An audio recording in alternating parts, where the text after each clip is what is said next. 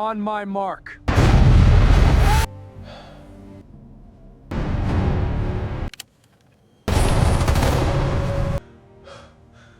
A 20-year-old lieutenant lies in a snow-covered foxhole, watching 550 elite German paratroopers form up in the field below him.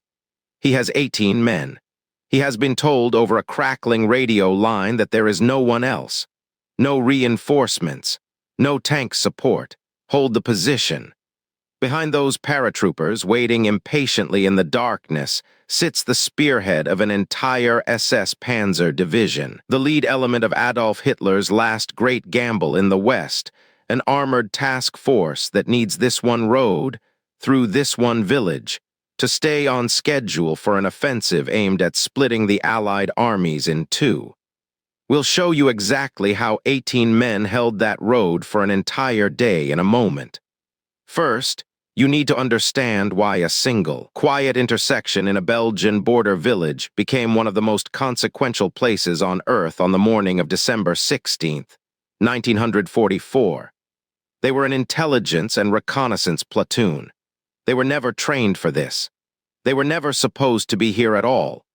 By the time the sun set that day, they would become, by every reasonable measure, the most decorated small unit in the entire history of the United States Army for a single day's action. The threat by December of 1944, Adolf Hitler had staked what remained of Germany's Western military strength on a single desperate gamble. Operation Whacked 'em Rain, the offensive that would become known to history as the Battle of the Bulge, called for a massive armored thrust through the thinly defended Ardennes forest, driving northwest toward the vital port of Antwerp, splitting the American and British armies apart, and forcing a negotiated peace before the war reached German soil. The plan depended entirely on speed. German armor needed to move fast, through narrow, poorly mapped roads, before American reserves could react and seal off the breakthrough. Spearheading the entire northern thrust of that offensive was Kampfgruppe Peiper, a heavily reinforced armored task force built around the 1st SS Panzer Regiment and commanded by Lieutenant Colonel Joachim Peiper, one of the most aggressive, and by the war's end, one of the most notorious armored commanders in the entire Waffen-SS. Peiper's force represented the leading edge of the German 6th Panzer Army's drive, and its assigned route ran directly through a cluster of small Belgian villages along the Loschheim Gap, a narrow valley that represented the single most direct road network available for a rapid armored advance into Belgium. One of those villages was Lanzerath. Standing in the way, entirely by circumstance rather than design, was the 394th Infantry Regiment's Intelligence and Reconnaissance Platoon 18 men, commanded by 20-year-old First Lieutenant Lyle Bouck, one of the youngest officers in the entire United States Army. This was not a combat unit in any conventional sense. I&R platoons existed to scout, observe, and report enemy movement, explicitly trained and instructed to avoid direct engagement whenever possible. Many of Bouck's men were former college students pulled from the Army's abruptly canceled specialized training program, selected for the platoon because they were sharp, physically fit, and good marksmen, not because anyone expected them to hold a defensive line against the spearhead of an SS Panzer division. On December 10th, 6 days before the German offensive began, they had been sent to a wooded ridge overlooking Lanzerath simply to watch the road and report what they saw. The broader sector the platoon found itself in was, by design and by accident, one of the thinnest stretches of the entire American front line in the Ardennes.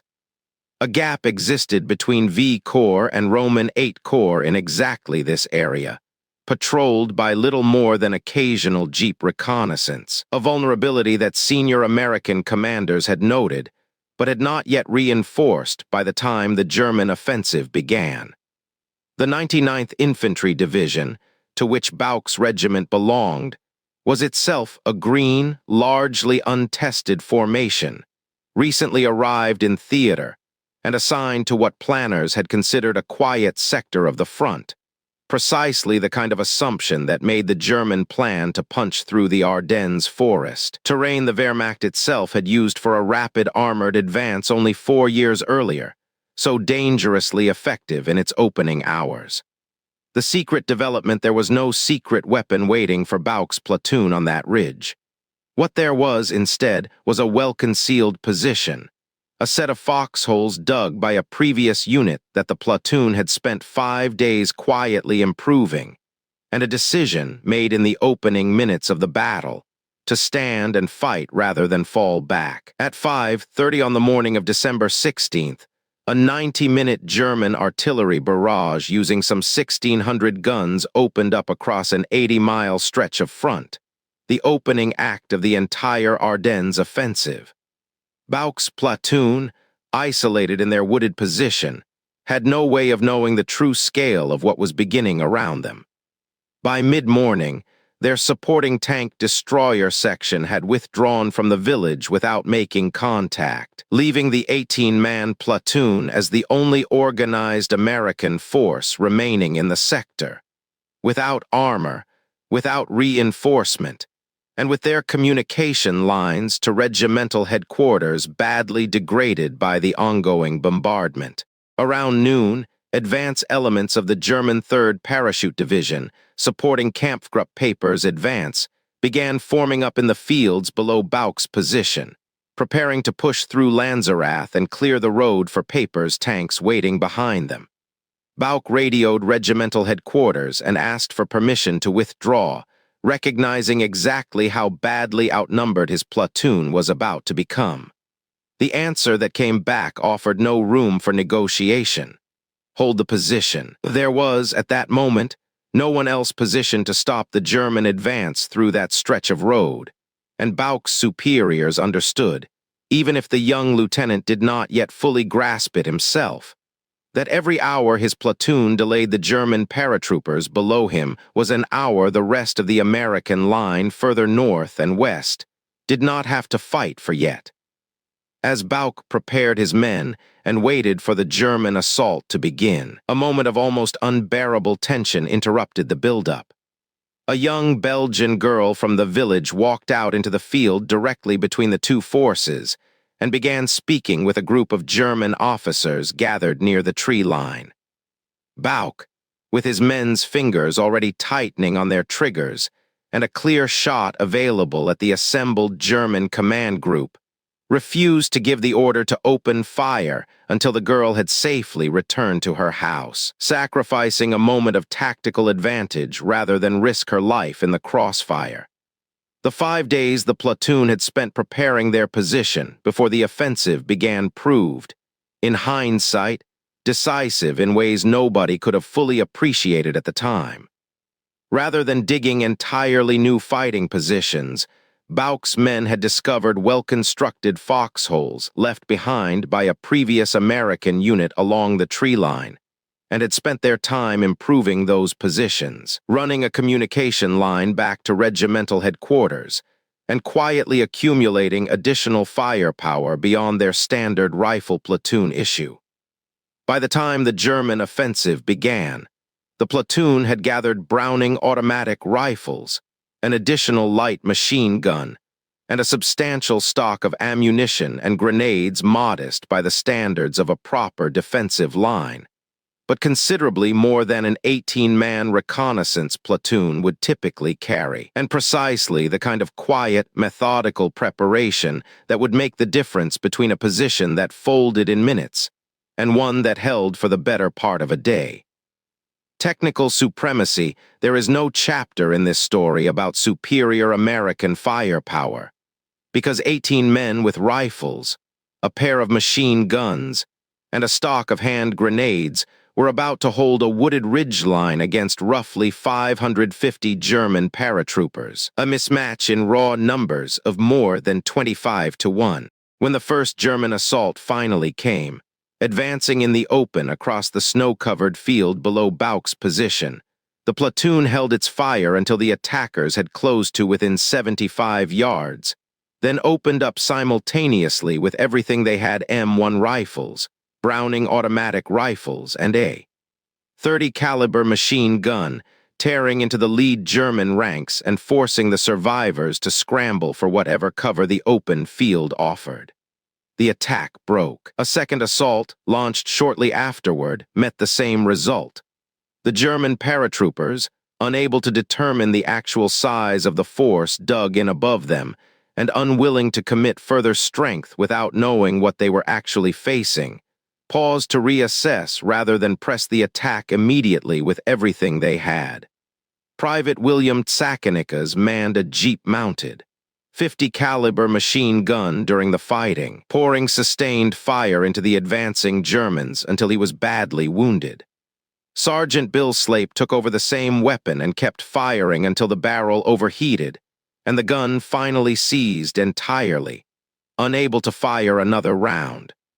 Forward artillery observer Billy Queen, attached to the platoon from a nearby field artillery battalion, was shot in the stomach during a later German assault in the early afternoon, and, with no medic or surgical equipment anywhere near the isolated position, died from his wound before help could reach him, the only American killed outright during the entire day-long engagement. Every other man in the platoon fought through repeated German assaults, artillery fire, and the accumulating exhaustion of a battle that showed no sign of ending, for hour after hour, against an enemy force that outnumbered them by a margin most military textbooks would consider simply unsurvivable. What makes the platoon's performance particularly remarkable, from a purely tactical standpoint, is how effectively their concealment and fire discipline compensated for their overwhelming numerical disadvantage. German commanders below the ridge, unable to accurately gauge the size of the force dug in above them after each repelled assault, repeatedly paused to reassess rather than simply overwhelming the position with everything available at once, a hesitation born directly from the disciplined volume and coordination of fire the platoon had managed to produce with each engagement. That hesitation, multiplied across 3 separate assaults over the course of the day, consumed hours that a more confident, faster-moving German attack would never have surrendered. Lieutenant Bouck himself moved along the platoon's position throughout the fighting, repeatedly exposing himself to enemy fire to check on his men, redistribute ammunition, and adjust the defense as each new assault developed, a level of hands-on, forward leadership that later became a central element of the citation recommending him for the Distinguished Service Cross. The global impact. By late afternoon, after nearly 10 hours of continuous fighting, German forces finally succeeded in flanking Bouck's position from the side, and the platoon, out of ammunition and completely surrounded, was overwhelmed. 14 of the 18 men were wounded. Lieutenant Bouck himself was captured at gunpoint alongside the survivors of his platoon and marched into captivity, spending the rest of the war as a prisoner, unaware for months of exactly what his platoon's stand had actually accomplished. Only one American, forward observer Billy Queen, was killed. German casualties, by contrast, were estimated at roughly 92 men killed or wounded, an extraordinarily lopsided toll inflicted by a force that had been outnumbered more than 25-1. The true significance of that single day's fighting became clear only in the broader context of the entire German offensive. Kampfgruppe Peiper, the spearhead force waiting impatiently behind the fighting at Lanzerath, did not receive the order to advance until roughly 4 in the morning on December 17th, a delay of approximately 18 hours behind Peiper's original planned schedule, caused directly by the 18-man platoon's refusal to yield the ridge above the village. For a plan built entirely around speed and momentum, an 18-hour delay at the very start of the offensive represented a genuinely serious blow to the German timetable, one that historians studying the northern shoulder of the Bulge have consistently identified as a meaningful contributing factor in the broader failure of the German advance to reach its objectives before American reinforcements could react and seal the breach. Peiper's force, though it would go on to advance further into Belgium than any other element of the 6th Panzer Army, never fully recovered the lost time, and the northern shoulder of the German offensive was ultimately contained well short of its objectives. It is worth considering exactly what those 18 hours actually purchased for the wider American defense.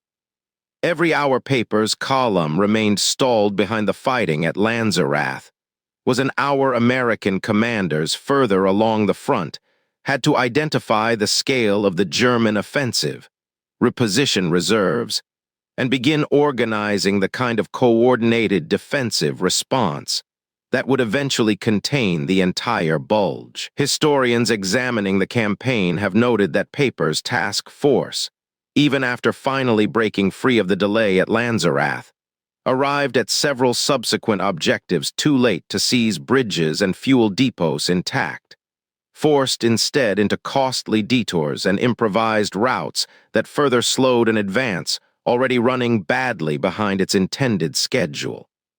The cumulative effect of that single day's delay, compounding across the following week of fighting, contributed directly to the eventual encirclement and destruction of significant portions of Kampfgruppe Peiper itself, an outcome that traces its origins in no small part back to 18 men who were never supposed to be fighting at all.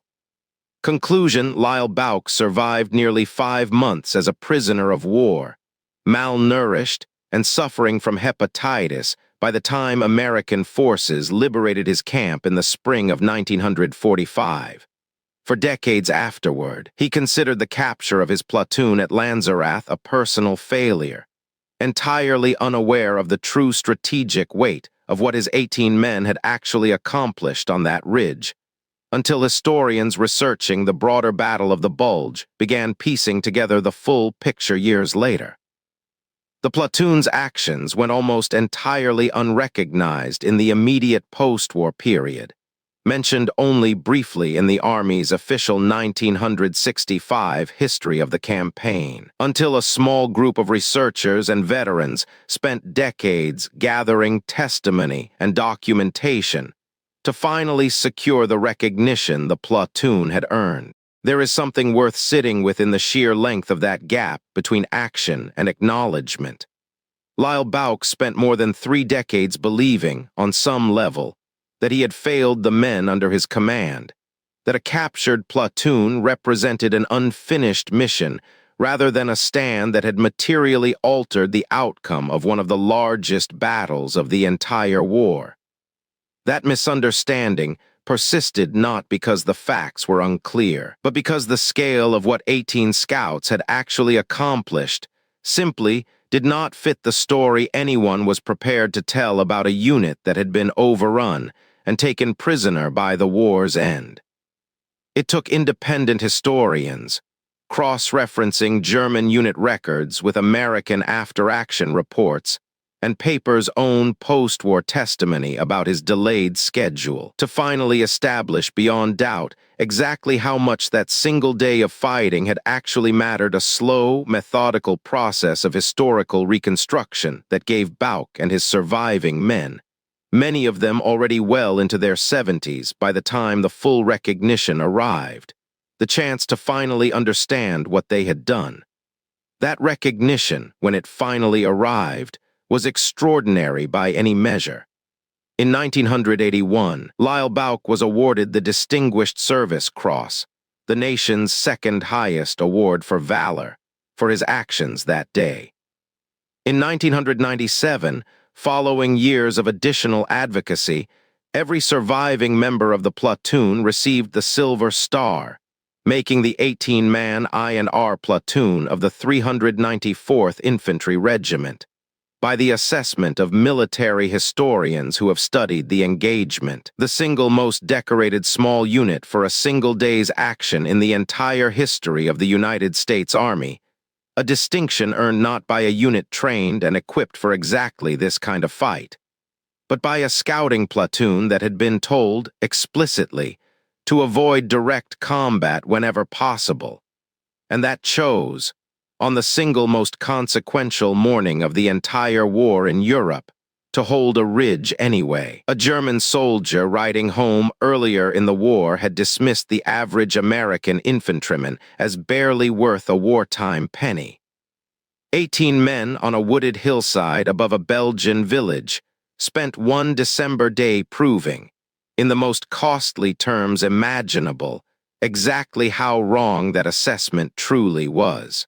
The recognition arrived only after decades of quiet, determined advocacy by the surviving members of the platoon and by researchers who eventually pieced together the full strategic significance of what had happened at Lanzerath. Author Alex Kershaw, who documented the platoon's stand in his 2004 book The Longest Winter, worked directly with Bouck during his research, and Bouck imposed a single condition before agreeing to cooperate that the book tell the story of every man in the platoon, not simply its commanding officer. That insistence reflects something essential about how the surviving veterans themselves understood what had happened on that ridge. It was never, in their own telling, the story of one exceptional young lieutenant. It was the story of 18 ordinary soldiers, most of them barely out of their teens, who happened to be standing in exactly the wrong place at exactly the right moment, and who decided together not to move.